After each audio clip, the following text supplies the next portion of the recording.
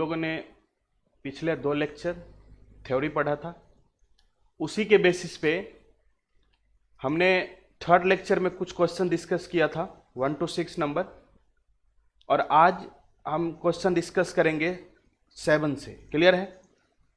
देखो, ये क्वेश्चन जो है हमारा एनसीईआरटी का क्वेश्चन है, कहीं बाहर का क्वेश्चन नहीं है। और ये सारे क्वेश्चन बार बार बता रहे हैं, सारे क्वेश्चन बोर्ड के पॉइंट ऑफ व्यू से बहुत ज़्यादा इंपॉर्टेंट है। जहां जहां जिस जिस बोर्ड में एनसीईआरटी चल रहे हैं, या तो वो सीबीएसई बोर्ड हो या तो स्टेट बोर्ड हो। क्लियर है? तो ये क्वेश्चन बहुत इंपॉर्टेंट है। देखिए क्वेश्चन नंबर 7 स्क्रीन पे आपको दिख रहा है, क्वेश्चन नंबर 7 हाईलाइटेड है। देखिए क्वेश्चन नंबर 7 क्या लिखा है कि सॉलिड ए, एक सॉलिड है जिसका नाम ए है, इज वेरी हार्ड, वो बहुत ज्यादा कठोर है, electrical insulator in solid as well as the molten state, वह इलेक्ट्रिकल इंसुलेटर है, उससे इलेक्ट्रिसिटी पास नहीं होता है। क्लियर है? इंसुलेटर का मतलब इलेक्ट्रिसिटी पास नहीं होता है। क्लियर है? And melts at extremely high temperature, और ये मेल्ट करता है एक्सट्रीमली हाई टेम्परेचर पे। What type of solid it is? Clear है? चलिए देखिए क्या है ये। सबसे पहले आप यहां पे देखो क्या लिखा हुआ है कि मेल्ट्स एट हाई टेम्परेचर। ये हाई टेम्परेचर को देखिए, अंडरलाइन कीजिए, हाई टेम्परेचर। हाई टेम्परेचर को अंडरलाइन करने के लिए क्यों कहें? देखिए आपने 2 टाइप के सॉलिड पढ़े थे। कौन कौन से सॉलिड था? Amorphous solid and crystalline solid पढ़े थे। देखिए जब आपको हमने क्रिस्टलाइन सॉलिड पढ़ाया था तो वहां पे बताया था कि इसका टेम्परेचर, मेल्टिंग पॉइंट और बॉइलिंग पॉइंट का जो टेम्परेचर होता है वो क्या होता है? फिक्स्ड होता है। अरे 120 डिग्री है तो 120 डिग्री पे ही पिघलेगा। लेकिन जब हम एमॉर्फस सॉलिड पढ़ाए थे वहां पे हमने बताया था temperature in range, range of temperature होता है, उसका मेल्टिंग पॉइंट और बॉइलिंग पॉइंट क्या होता है? रेंज में होता है। जैसे 100 से 200 डिग्री इस टाइप से बताए थे। तो मतलब यहां पे क्या लिखा हुआ है कि हाई टेम्परेचर, मतलब हाई रेंज ऑफ टेम्परेचर नहीं लिखा है, इसने क्या लिखा? High temperature. इसका मतलब क्या है कि यह जो भी सॉलिड होगा, जिस टाइप के सॉलिड होंगे, ये तो क्रिस्टलाइन सॉलिड होगा, एमॉर्फस सॉलिड नहीं हो सकता अगर हाई रेंज ऑफ टेम्परेचर। यहां पे देखो, अगर हाई रेंज ऑफ टेम्परेचर लिखा होता तब जाके हम बोलते कौन सा सॉलिड है ये, बताओ जल्दी। तब जाके हाई रेंज ऑफ टेम्परेचर में बोलते कि एमॉर्फस है, लेकिन यहां पे हाई टेम्परेचर इसलिए बोलेंगे क्रिस्टलाइन सॉलिड है। क्लियर है? इसके बाद यहां पे जो क्रिस्टलाइन है, लेकिन क्रिस्टलाइन के 4 टाइप से, इसमें से कौन से सॉलिड है उस चीज को अब हम देखना है। अरे क्रिस्टलाइन 4 टाइप के हैं, आयनिक, मेटालिक, कोवैलेंट, मॉलिक्यूलर, 4 टाइप के सॉलिड है। इस 4 में से ये किस टाइप के सॉलिड है उस चीज को अब अपने को डिस्कस करना है। तो सुनिए, देखिए क्या है कि सबसे पहले हमने आपको बताया था आयनिक सॉलिड। आयनिक सॉलिड बताए थे। आयनिक सॉलिड के कॉन्स्टिट्यूएंट पार्टिकल्स थे आयंस, और वो आयंस किससे बॉन्ड था? आयनिक बॉन्ड से दोनों बॉन्ड था। क्लियर है? दोनों कॉन्स्टिट्यूएंट पार्टिकल्स केटाइन और एनायन के बीच में आयनिक बॉन्ड का फॉर्मेशन था। वो आयनिक बॉन्ड जब वाटर में जाता था, मोल्टेन स्टेट में जाता था, वो आयंस अलग अलग हो जाते थे, आयंस फ्री हो जाते थे, और वो फ्री आयन इलेक्ट्रिसिटी को कंडक्ट करता था। मतलब कि जो आयनिक सॉलिड थे वो मोल्टेन स्टेट में इलेक्ट्रिसिटी कंडक्ट करता था। लेकिन यहां पे मोल्टेन स्टेट में लिख रहा है कि मोल्टेन स्टेट में और सॉलिड स्टेट दोनों में ये इलेक्ट्रिसिटी कंडक्ट नहीं कर सकते हैं। इलेक्ट्रिसिटी का ये इंसुलेटर है। क्लियर है? अब हम बात करते, ये तो नहीं हो सकते अब। अरे अब तो आयनिक सॉलिड ये नहीं हो सकता। आगे बढ़ते हैं। आगे कौन से सॉलिड थे? बोलो, आगे कौन से सॉलिड थे? Metallic solid. क्लियर है? तो देखो, जब मेटालिक सॉलिड था, मेटालिक का हम बात करते हैं। मेटालिक सॉलिड हमने क्या बताया था? मेटालिक सॉलिड में इलेक्ट्रॉन जो होता है कर्नल के बीच में मूव करते रहता है, और वो मेटल, जैसे हमने आयरन का बात किया, हमने कोबाल्ट का बात किया, हमने जिंक का बात किया, हमने कॉपर का बात किया, हमने एल्युमिनियम की बात किया, इस सब का वायर्स बनाए जाते हैं। एल्युमिनियम और इसका वायर्स बनाए जाते हैं। तो वायर क्या इलेक्ट्रिसिटी कंडक्ट नहीं करता? सर करता है। यहां पे क्या लिखा है कि ये इलेक्ट्रिसिटी कंडक्ट नहीं करता है, इसका मतलब ये मेटालिक सॉलिड भी नहीं है। क्लियर है? दूसरा लिखा हुआ है, अब हमारे पास बचा कोवैलेंट सॉलिड और मॉलिक्यूलर सॉलिड। आपको जब हम मॉलिक्यूलर सॉलिड पढ़ाए थे तो वहां पे बताए थे कि मॉलिक्यूल जैसे वाटर का मॉलिक्यूल जब जुटते हैं तो आइस का फॉर्मेशन कर देता है, तो वो हाई टेम्परेचर पे पिघलता है या लो टेम्परेचर पे पिघलता है? सर वो तो लो टेम्परेचर पर पिघल जाता है, लेकिन यहां पे लिखा है एक्सट्रीमली हाई, बहुत ज्यादा हाई टेम्परेचर पे पिघलता है। इसका मतलब सर वो तो मॉलिक्यूलर सॉलिड भी नहीं होगा। तो बच गया क्या हमारे पास? कोवैलेंट सॉलिड, तो जो भी चीज होगा वो कोवैलेंट सॉलिड होगा। क्लियर है? तो क्रिस्टलाइन का कौन सा सॉलिड होगा? कोवैलेंट। तो मतलब solid a is covalent solid of crystalline solid. Clear है? देखिए लिखा हुआ है नीचे, the given properties are the properties of covalent और नेटवर्क सॉलिड। लिखा हुआ है कि ये जितने भी प्रॉपर्टीज दिए हुए हैं किसके हैं? कोवैलेंट और नेटवर्क सॉलिड के। Therefore the given solid is a covalent और network solid. Example of solid include diamond and quartz. Clear है? तो इस चीज को आप देखिएगा। अरे ये आंसर है, समझ में आ रहा है? आसान भाषा में हमने समझाने की कोशिश किया था क्यों है ये सॉलिड, कोवैलेंट सॉलिड। समझ में आ रहा है? चलो आगे चलिए, क्वेश्चन नंबर 8 देखिए। 8, ये क्वेश्चन नंबर 8 है। क्वेश्चन नंबर 8 पढ़िए, क्या लिखा हुआ है कि आयनिक solid conduct electricity in molten state but not in solid state. Clear है? तो अभी जस्ट पिछले वाले क्वेश्चन में बताए थे कि जो आयनिक सॉलिड होते हैं उसके कॉन्स्टिट्यूएंट पार्टिकल्स क्या होते हैं? The constituent particles of ionic solid is cation और एनाइन। केटाइन और एनाइन कॉन्स्टिट्यूएंट पार्टिकल्स होते हैं। क्लियर है? देखो वो दोनों जो कॉन्स्टिट्यूएंट पार्टिकल्स होते हैं वो बाउंड होते हैं किससे? स्ट्रॉन्ग फोर्स से। और उस स्ट्रॉन्ग फोर्स को क्या बोलते हैं? Electrostatic force of attraction, that is ionic bond. उसी को हम आयनिक बॉन्ड बोलते हैं। क्लियर है?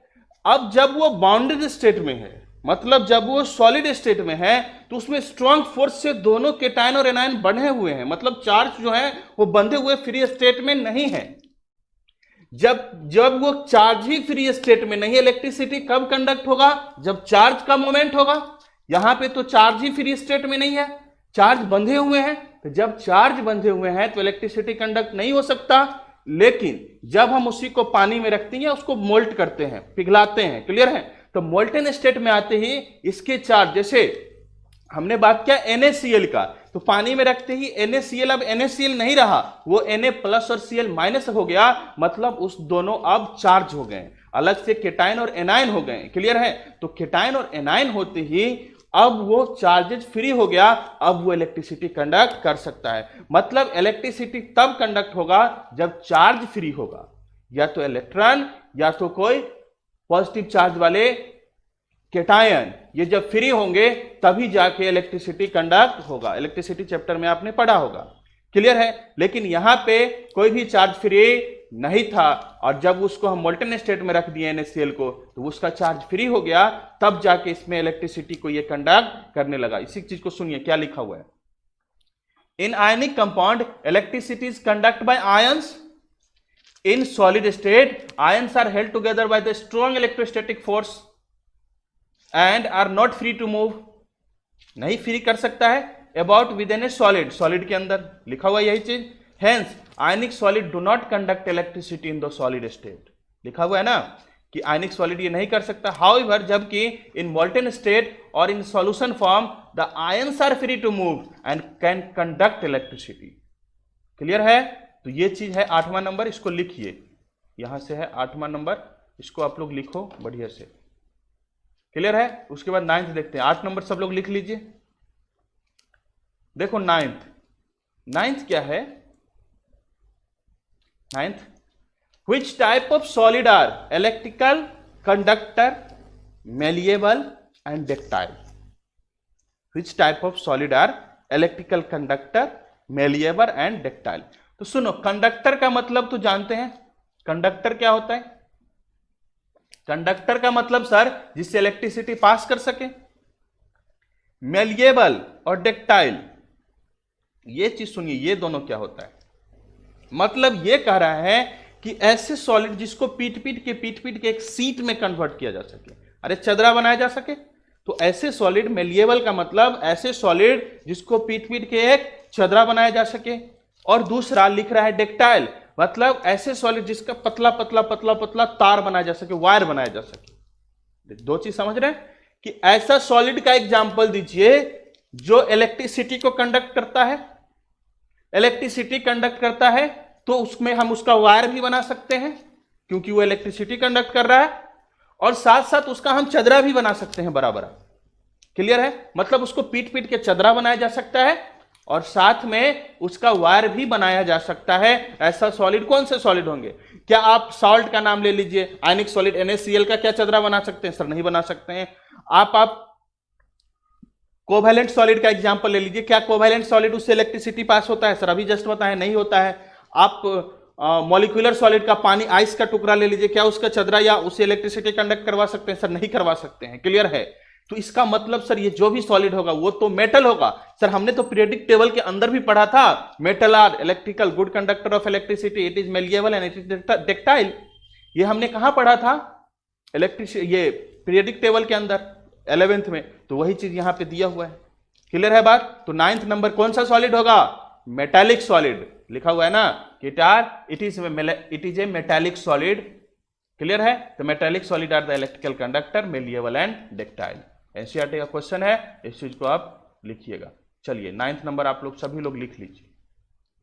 9th नंबर सभी लोग लिख लो, जल्दी जल्दी जल्दी। अब आते हैं हम नंबर 10th पे, जल्दी लिखिए। वो सब लोग लिख ही लेना इसको, नहीं तो बउआते रहना इधर से उधर एग्जाम के समय में। चलो लिखो 10th नंबर। देखो 10th नंबर कहता है कि given the significance of lattice point. Lattice point का सिग्निफिकेंस क्या है? सबसे पहले आप ये समझो कि लैटिस पॉइंट क्या है, तब तो उसका सिग्निफिकेंस समझोगे। सेकेंड नंबर चैप्टर में जाओ, जब लास्ट में हम लैटिस पढ़ाए थे, व्हाट इज लैटिस, तो लैटिस बताए थे। जैसे हमने बताया कि एक iron rod is a lattice. वो रॉड किससे मिलकर बना हुआ था? सर कॉन्स्टिट्यूएंट पार्टिकल से मिलकर बना हुआ था। अरे रॉड किससे मिलकर बना हुआ था? कॉन्स्टिट्यूएंट पार्टिकल से मिलकर बना हुआ था। तो उसी को हमने क्या बोल दिया था? कॉन्स्टिट्यूएंट पार्टिकल्स को लैटिस पॉइंट। क्लियर है? हम उसी को क्या बोल दिए थे? Lattice point. देखो यहां पे लिखा हुआ है लैटिस पॉइंट। तो इसी के बारे में पूछ रहा है कि लैटिस पॉइंट का सिग्निफिकेंस क्या है। अगर हम लैटिस पॉइंट के बारे में जानते हैं तो उसके बारे में हम क्या पता कर सकते हैं?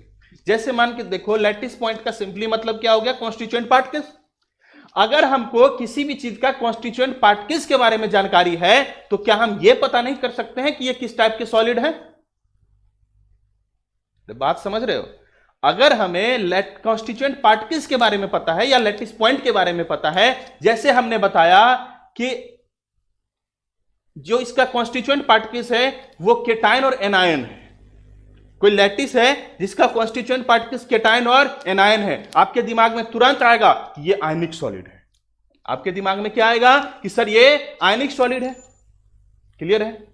अब हम कहते हैं कि किसी के कहते हैं कि किसी ये चीज एक लैटिस है जिसका कॉन्स्टिट्यूएंट पार्टिकल्स मेटल आयन है, एटम है, आयरन है, निकल है, इस टाइप से एटम है, तो आपके दिमाग में आएगा ये मेटालिक है।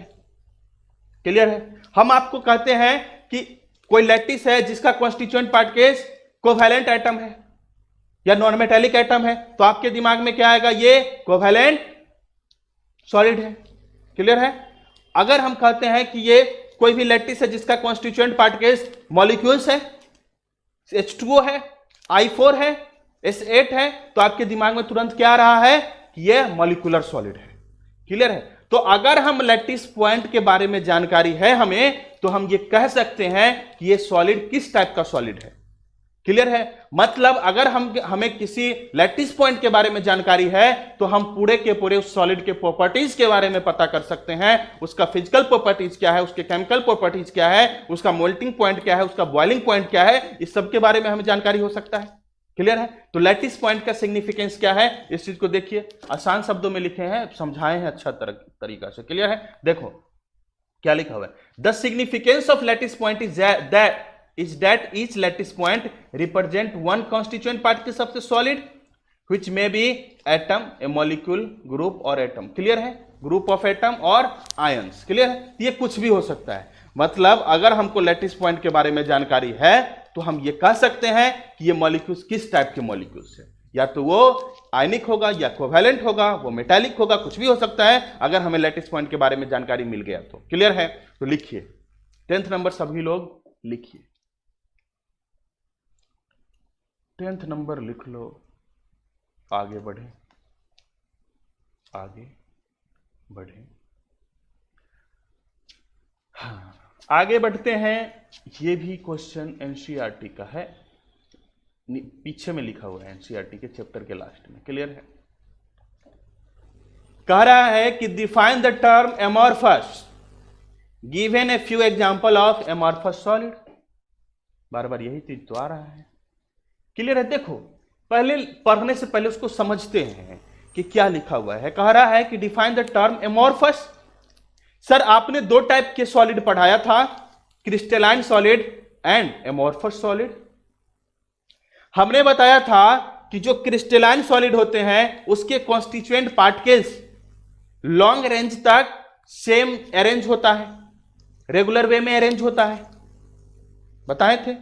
जबकि हम जब एमॉर्फस सॉलिड पढ़ाए थे हमने बताया था कि उसके कॉन्स्टिट्यूएंट पार्टिकल्स रेगुलर वे में लॉन्ग तक अरेंज नहीं होता है, शॉर्ट रेंज में होते हैं और खिचड़ी बना होता है, ये पढ़ाए थे। हमने बताया था कि जो क्रिस्टलाइन सॉलिड होता है उसी को ट्रू सॉलिड बोलते हैं और एमॉर्फस सॉलिड को सीडो सॉलिड बोला जाता है और उसी को सुपर कूल्ड लिक्विड भी बोलते हैं, बताए थे। हमने यह भी बताया था कि जो क्रिस्टलाइन सॉलिड होते हैं उसके फिजिकल प्रॉपर्टीज डिफरेंट डायरेक्शन में डिफरेंट होते हैं। मतलब कि जो क्रिस्टलाइन सॉलिड होते हैं वो एनाइसोट्रॉपिक नेचर के होते हैं, जबकि एमॉर्फस सॉलिड खिचड़ी के फॉर्म में होता है तो उसका डिफरेंट डायरेक्शन में सेम फिजिकल प्रॉपर्टीज होने के कारण हम उसको आइसोट्रॉपिक बोले थे, क्लियर है। अरे समझ में आ रहा है। उसी के बेसिस पे अब देखिए कुछ कुछ एग्जांपल्स भी हमने दिया था। हमने मेल्टिंग पॉइंट और बॉइलिंग पॉइंट के बारे में बताया भी था वहां भी। तो जब हम मेल्टिंग पॉइंट और बॉइलिंग पॉइंट बताए थे तो हम बताए थे क्रिस्टलाइन सॉलिड के अंदर मेल्टिंग पॉइंट और बॉइलिंग पॉइंट फिक्स्ड होते हैं। मतलब अगर हम लिख दिए कि 120 डिग्री पे ये पिघलेगा तो निश्चित 120 डिग्री पे वो पिघल जाएगा, क्लियर है। जबकि एमॉर्फस सॉलिड के अंदर वो फिक्स्ड नहीं होता है, वो रेंज ऑफ टेम्परेचर में होता है। उसका मेल्टिंग पॉइंट और बॉइलिंग पॉइंट हम ये नहीं कह सकते 120 डिग्री या 130 डिग्री, हमें वो बोलना पड़ेगा 100 से 200 डिग्री का होता है। मतलब उस बीच के टेम्परेचर पे वो पिघलेगा, ऐसा नहीं है कि वो हमेशा उसी पे पिघलेगा, वो किसी भी टेम्परेचर पे जाके पिघल सकता है उसके बीच में, क्लियर है बात। तो यहां पे हम एमॉर्फस सॉलिड के बारे में वहां अच्छी तरह से पढ़ाए थे, वही चीज को यहां पे क्वेश्चन के फॉर्म में लिख दिया है। हमने एग्जांपल्स भी बताए थे, प्लास्टिक का एग्जांपल लिए थे, ग्लासेस का एग्जांपल लिए थे। उस चीज को देखिए, लिखा हुआ है, आंसर देखिए आप लोग। Amorphous solid are the solid which constituent particles are of irregular shape, खिचड़ी बना होता था, and have short range of order, बताए थे। This solid are isotropic in nature and melt over the range of temperature, अभी just बताएं। Therefore, amorphous solid are sometimes called the pseudo solid or supercooled liquid. They do not have the definite heat of fusion. We cut with the sharp edge tools, या किसी चाकू से काटेंगे तो खिचड़ी बनने के कारण वो उसका जो इरेगुलर शेप और साइज, किसी काटने के बाद इधर खुरदुरा खुरदुरा इस टाइप से सरफेस दिखेगा, वही चीज लिखा हुआ है। Two pieces within the irregular surface. Example of amorphous solid is glass, rubber and plastic. है ना, ये क्या है, ग्लास, रबर एंड प्लास्टिक। तो ये हमारा हुआ एमॉर्फस सॉलिड का डेफिनेशन। आप अपने मन से भी लिख सकते हो, लेकिन यहां पे पढ़ा दिए हैं, इस चीज को आप लिख लीजिए। समझ में आया? जल्दी लिखो, इसको लिखो जल्दी।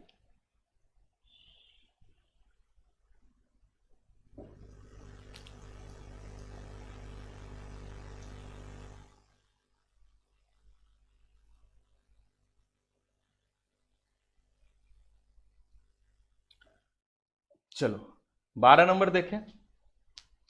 12 नंबर देखिए कि कह रहा है कि what makes a glass different from a solid such as quartz. Quartz क्या था? SiO2। क्वार्ज क्या था? कौन सा solid? Crystalline solid. Quartz is a crystalline solid. अब तो हम ज्यादा पढ़ा दिए, क्वार्ज किस टाइप के सॉलिड है? Covalent solid. Covalent solid is a crystalline solid, clear है। तो देखिए कह रहा है कि एक ग्लास किस टाइप का सॉलिड है? Amorphous solid. अरे यहां लिखा हुआ है ग्लास, ये ग्लास, तो ग्लास कैसा है? Amorphous solid. और ये लिखा है क्वार्ट्ज कैसा है? Crystalline solid. क्लियर है? तो कह रहा है कि कौन सा ऐसा चीज है जो ग्लास को डिफरेंट कर देता है क्वार्ट्ज से, ग्लास को क्वार्ट्ज से अलग कर देता है, क्या ऐसा चीज है? और हम क्वार्ट्ज को ग्लास कैसे बना सकते हैं? Under what condition could quartz B converted into the glass? किस कंडीशन में क्वार्ट्ज को हम ग्लास बना सकते हैं? क्लियर है? तो सुनिए, क्वार्ट्ज ग्लास के जैसे ही होते हैं, शीशा के टुकड़ा ही आपको वो दिखेगा। क्लियर है? तो आप सुनो, अब इधर देखो क्या लिखा हुआ है कि व्हाट मेक्स, हमने बताया कि glass is a amorphous solid and quartz is a crystalline solid. Clear है? दोनों के जो कॉन्स्टिट्यूएंट पार्टिकल्स होते हैं, ग्लास के और क्वार्ट्ज के, इसमें क्या अंतर है उस चीज को हमें देखना है। सर, जो क्वार्ट्ज के कॉन्स्टिट्यूएंट पार्टिकल्स थे वो रेगुलर वे में लॉन्ग रेंज तक अरेंज था, मतलब एक अगर 1 होगा तो 2 होगा, फिर 1 2 1 2 ऐसे करके अरेंज होगा। क्लियर है? लेकिन जो ग्लास था उसके कॉन्स्टिट्यूएंट पार्टिकल्स रेगुलर वे में अरेंज नहीं थे, वो खिचड़ी बना हुआ था। क्लियर है? इसी के कारण इसके जो फिजिकल प्रॉपर्टीज थे, किसके? क्वार्ट्ज के, वो डिफरेंट डायरेक्शन में डिफरेंट आ रहे थे, लेकिन ग्लास के फिजिकल प्रॉपर्टीज डिफरेंट डायरेक्शन में सेम आ रहा था, क्योंकि ये खिचड़ी बना हुआ था, इसीलिए तो इसको आइसोट्रॉपिक बोल दिए थे। क्लियर है? तो यहां पे कह रहा है कि ग्लास क्वार्ट्ज से अलग कैसे है, इस चीज को हमने जान लिया, क्योंकि इसके कॉन्स्टिट्यूएंट पार्टिकल्स ग्लास के रेगुलर वे में अरेंज लॉन्ग रूट तक नहीं होता है, जबकि क्वार्ट्ज के कॉन्स्टिट्यूएंट पार्टिकल्स रेगुलर वे में लॉन्ग वे में अरेंज होते हैं। क्लियर है बात? इस चीज को हमने जाना। और देखो, ग्लास और क्वार्ट्ज दोनों के कॉन्स्टिट्यूएंट पार्टिकल्स लगभग सेम ही होते हैं। क्लियर है? तो क्या हम क्वार्ट्ज से ग्लास बना सकते हैं? बना सकते हैं। हमने बताया था कि जो एमॉर्फस सॉलिड होते हैं वो सुपर कूल्ड लिक्विड होते हैं। मतलब यह है कि अगर सर हम क्वार्ट्ज को पिघला देते हैं और उसको तुरंत ठंडा करना है, पिघला कर, ऐसा नहीं कि ठंडा होने के लिए छोड़ दे, क्वार्ट्ज को पिघलाकर तुरंत अगर ठंडा करेंगे तो वो ग्लास में कन्वर्ट हो जाएगा। क्लियर है बात? तुरंत उसको किसी फ्रीजर वगैरह में रख के उसको तुरंत ठंडा कर लेना है। समझ में आ रहा है? मतलब यह है कि अगर क्वार्ट्ज को ठंडा कर देंगे, पिघलाकर तुरंत ठंडा कर देते हैं, एकदम हाई टेम्परेचर पर लगे फिर लो टेम्परेचर पर ले आते हैं, तो वो क्वार्ट्ज जो होगा सो ग्लास में कन्वर्ट हो जाएगा। इसलिए तो हमने बोला था glass is a super cold liquid. Clear है बात? चलिए यहां पे आंसर देख लीजिए, लिखा हुआ है कि the arrangement of the constituent particles make glass different from the quartz. उसके जो कॉन्स्टिट्यूएंट पार्टिकल्स के अरेंजमेंट होते हैं वही तो ग्लास को क्वार्ट्ज से अलग कर रहा है। क्लियर है? कॉन्स्टिट्यूएंट पार्टिकल्स जबकि सेम है। In glass the constituent particles have short range order, but in the quartz the constituent particles have both short range and long range order. Clear है? लॉन्ग रेंज ऑर्डर ही आप लिखना। Quartz can be converted into the glass by heating and then cooling rapidly. ये चीज छोड़ना मत, rapidly मतलब तेजी से। क्लियर है? रैपिडली ये तो लिखना ही है। मतलब हम क्वार्ट्ज को ग्लास कब बना सकते हैं? क्वार्ट्ज को हाई टेम्परेचर पे पिघला दें और उसको तुरंत एकदम से ठंडा कर दे, रैपिडली बहुत जल्दी से ठंडा कर दे, तब वो क्वार्ट्ज क्या बन जाएगा? ग्लास बन जाएगा। क्लियर है? तो हमने इस चीज को देखा था। क्लियर है? चलो जल्दी से 12 नंबर आप लिखिए। 12 नंबर ये है, इसको आप लिखें। देखो 13 नंबर क्या है? 13 नंबर क्वेश्चन में कुछ एग्जाम्पल्स दे दिए हैं और इसी एग्जाम्पल्स को हमको बताना है कि ये किस टाइप के सॉलिड है। क्लियर है? मतलब classify each of the following as ionic, metallic, molecular, network, covalent. मतलब ये किस टाइप के सॉलिड है उसके बारे में हमें लिखना है। समझ में आ रहा है? देखो यहां पे 1 to 11 तक दिया हुआ है, इसमें एक छूटा हुआ है, कौन? 5 के बाद 7 लिख दिया है, तो एक 6 नंबर आपका छूट गया है। 6 नंबर छूट गया है, 6 नंबर को हम यहाँ पे बट के आंसर में लिखा हुआ है प्लास्टिक। क्लियर है? तो ये प्लास्टिक यहाँ पे आप लिख लेना है। क्या है यहाँ पे 6 नंबर क्वेश्चन में? प्लास्टिक।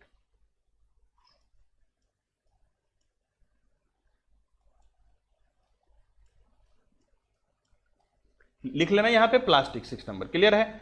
तो देखो सुनो, यहां पे पहले समझो कि कह रहा है कि ये tetra phosphorus dioxide, P4O10, graphite, ammonium phosphate, brass, SiC, silicon carbide, rubidium, I2, iodine, lithium bromide, P4 and Si, ये सब किस टाइप के सॉलिड हैं? इसके एक नाम दे दिए हैं, आपको इसके सॉलिड के बारे में पता लगाना है। क्लियर है?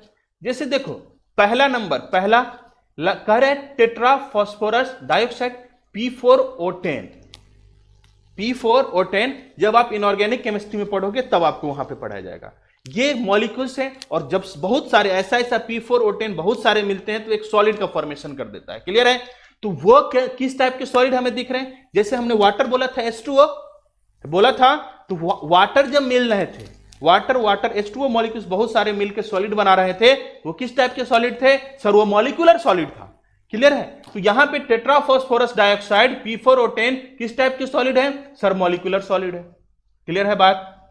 उसके बाद हमने देखो क्या लिखा हुआ, अमोनियम फॉस्फेट NH4 का होल 3 PO4 माइनस, मतलब NH4 का होल 3 प्लस और PO4 माइनस, मतलब ये जो है NH4 पॉजिटिव चार्ज है और PO4 माइनस निगेटिव चार्ज है, मतलब एक कटाइन है और दूसरा एनाइन है। मतलब कॉन्स्टिट्यूएंट पार्टिकल्स एक केटाइन और एक एनाइन है, तो किस टाइप के सॉलिड होंगे? वो आयनिक सॉलिड। सर आगे अभी जस्ट आगे बताए हैं आप, चलो ठीक है। उसके बाद देखो सिलिकॉन कार्बाइड SiC, सिलिकॉन और कार्बन दोनों 13 नंबर फैमिली का है। कहे शिवजी सुने पार्वती, 13 नंबर याद करते थे आप। तो दोनों क्या है? मेटल है या नॉन मेटल है? सर नॉन मेटल है, और दोनों के बीच कोवैलेंट बॉन्ड बना हुआ है, इसलिए हम बोलेंगे कि दोनों के कॉन्स्टिट्यूएंट पार्टिकल्स नॉन मेटल है, जो हम कह सकते हैं ये किस टाइप के सॉलिड है? सर ये कोवैलेंट सॉलिड है। क्लियर है? उसके बाद हमने बताया I2 की क्या है? एक मॉलिक्यूल्स है। I2 क्या है? मॉलिक्यूल। सर ये बहुत सारे मॉलिक्यूल्स मिल के एक सॉलिड का फॉर्मेशन करता है। आयोडीन रे, I2 क्या है? आयोडीन। क्लियर है? तो आयोडीन किस टाइप के सॉलिड है? सर ये मॉलिक्यूलर सॉलिड हो सकते हैं। क्लियर है? P4 भी P4 क्या है? मॉलिक्यूलर सॉलिड है। उसके बाद यहां पे छूटा हुआ था 6 नंबर, वो क्या है? प्लास्टिक। प्लास्टिक भी किस टाइप के सॉलिड है? प्लास्टिक। सर प्लास्टिक तो सर वो तो एमॉर्फस सॉलिड है। क्लियर है? तो वो प्लास्टिक यहां पे सबसे अलग हो गए। किस टाइप के सॉलिड? Amorphous solid. समझ में आ रहा है? यहां पे लिखा हुआ एमॉर्फस सॉलिड का एग्जांपल। सर ग्रेफाइट, हमने बताया था ग्रेफाइट में कार्बन कार्बन का बॉन्ड लंबा तक चला जाता है। क्लियर है? तो ग्रेफाइट किस टाइप के सॉलिड है? Covalent solid. एग्जांपल लिखाए हुए हैं। ब्रास, कांस सुने हो? कांस पदक। तो कांस पदक जो मिलता है वो क्या है? एक सिल्वर मिलता है, गोल्ड मिलता है, लास्ट में कांस, ब्रास मेडल। तो ये किस टाइप के सॉलिड है? सर ये तो मेटल लग रहे हैं ब्रास। क्लियर है? तो ये मेटालिक सॉलिड होंगे। रुबिडियम S ब्लॉक मेटल है। रुबिडियम क्या है? S ब्लॉक मेटल है। ये किस टाइप के सॉलिड होगा? Rubidium metallic solid. मेटल आप बोल रहे हैं S ब्लॉक मेटल। तो lithium bromide, lithium Li plus और Br माइनस। क्लियर है? लिथियम ब्रोमाइड Li प्लस और Br माइनस, वो किस टाइप के सॉलिड होंगे? सर एक प्लस है, केटाइन है, एनाइन है, तो आयनिक सॉलिड होगा। सिलिकॉन का जब बॉन्ड बनता है तो किस टाइप के सॉलिड हो जाते हैं? Covalent solid. क्लियर है बात? ये जब देखो अगर आप 11th बढ़िया से पढ़ के आए होते तो ये सब समझने आपको अपने आप दिखने में लग जाता कि कौन किस टाइप के सॉलिड है। क्लियर है? लेकिन तब पर भी हमने कोशिश किया है कि आपको समझाने का, और समझ गए होंगे। हम 11th में छोड़ दिए। 11th में अगर आप पढ़ के आते बढ़िया से तो इतना नहीं बताते। आगे देखो आंसर दिया हुआ आयनिक सॉलिड बताए हैं, एमोनियम फॉस्फेट और लिथियम ब्रोमाइड। अरे बताए हैं ना अभी जस्ट, एमोनियम फॉस्फेट और लिथियम ब्रोमाइड। मेटालिक ब्रास और रुबिडियम, ये लिखा हुआ है। Molecular solid tetra phosphorus dioxide और I2P4। कोवैलेंट सॉलिड में है क्या? Silicon carbide, graphite and silicon. उसके बाद एमॉर्फस सॉलिड में है प्लास्टिक। तो ऊपर क्वेश्चन था और ये है आंसर। क्लियर है? इसको लिख लो तुम लोग। यहाँ पे है आपका क्वेश्चन आंसर, इसको आप लिखिए। पहले क्वेश्चन लिख लो, स्क्रीनशॉट ले लो इसका। क्लियर है? क्वेश्चन और इधर है आंसर। पहले स्क्रीनशॉट लो, 1 मिनट छोड़ते हैं। सभी लोग स्क्रीनशॉट लीजिए, वो 2 पेज में आ गया है इसलिए। क्वेश्चन का ले लिए, अब स्क्रीनशॉट लीजिए आंसर का। इसमें दोनों आंसर आ जाएंगे आपके स्क्रीन पे। स्क्रीनशॉट लीजिए आंसर का। ठीक है, चलिए क्वेश्चन आंसर आपका समाप्त हुआ।